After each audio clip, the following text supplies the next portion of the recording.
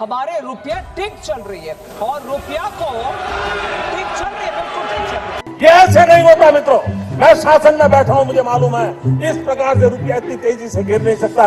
अरे ये नेपाल का रुपया नहीं गिरता है, बांग्लादेश की करेंसी नहीं गिरती है, पाकिस्तान की करेंसी नहीं गिरती, श्रीलंका की करेंसी नहीं गिरती। क्या कारण है हिंदुस्तान का रुपया पतला होता जा रहा है? ये जवाब देना पड़ेगा आपको, देश आपसे जवाब मांग रहा है।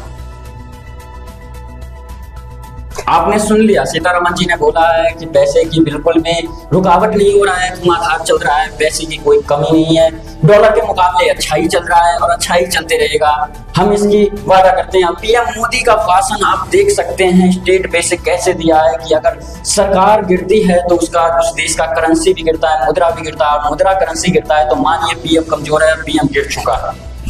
आज 1947 के बाद 2026 में $1 बराबर 95 रुपए हो चुका है और 1947 में $1 बराबर ₹1 था।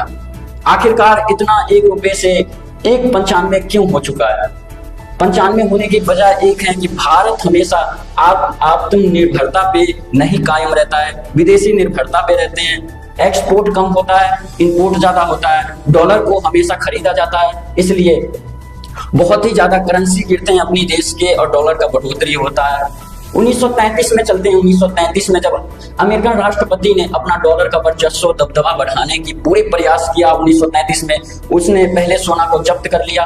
1944 में आते हैं, वर्ल्ड वॉर 2 के बाद 1944 में एक ब्रिटेन वुड्स समझौता के नाम से 44 देश को बीच में गठन बनाया जाता है और उसमें डॉलर का आयात निर्यात इंपोर्ट एक्सपोर्ट पर हस्ताक्षर किया कराया जाता है कि आज के बाद हमारे देश के विदेश के जो भी है विदेशी व्यापारी वैश्विक व्यापारी वो डॉलर में होगा।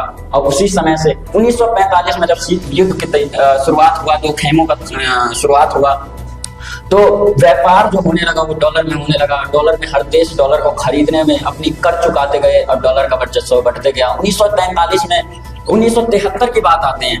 1944 में एक और काम किया गया कि सोना को और रुपए को एक आपस में संबंध बना दिया गया, लेकिन 1971 में सोना और डॉलर को संबंध से खत्म कर दिया गया वहां का राष्ट्रपति, अमेरिकन राष्ट्रपति के द्वारा। लेकिन अमेरिका भी आज भी डॉलर में आयात निर्यात कर रहा है लगातार और देश से विश्व में हर एक देश से कमाई कर रहा है। अगर वो नहीं मानता है तो आप देख सकते हैं कि वेनेजुएला को राष्ट्रपति को कैसे गिरफ्तार कर लिया और कई देश को कैसे बर्बाद कर देता है, जैसे ईरान को हमला कर करके खराब कर दिया है।